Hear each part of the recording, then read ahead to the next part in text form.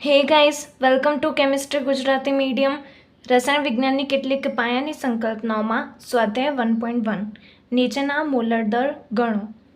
પહેલું H2O, બીજું CO2 અને ત્રીજું CH4.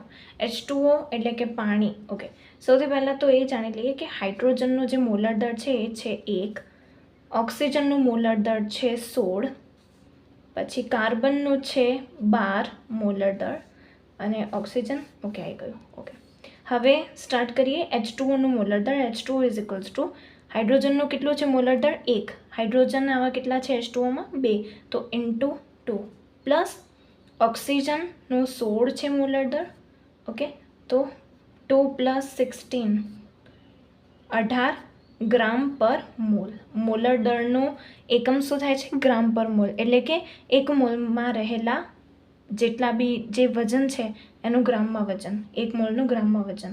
CO2 is equals to કાર્બનનું છે 12 પ્લસ ઓક્સિજનનું છે 16 અને ઓક્સિજન 2 છે તો into 2 is equals to 12 plus 16 into 2 32 32 અને આ છે 4 અને 4 44 ગ્રામ પર મોલ. ઓકે, નેક્સ્ટ CH4 એટલે કે મિથેન. CH4માં કાર્બનનું 12 મોલર દળ. ઓકે, હાઇડ્રોજનનું 1, હાઇડ્રોજન કેટલા છે 4 તો into 4 is equals to 12 plus 4, 12 plus 4 એટલે કે 4 5 6 16 ગ્રામ પર મોલ. ઓકે, મોલર દળ કહે તો આવી રીતે મોલર દળ નીકાળવાનું. Thank you.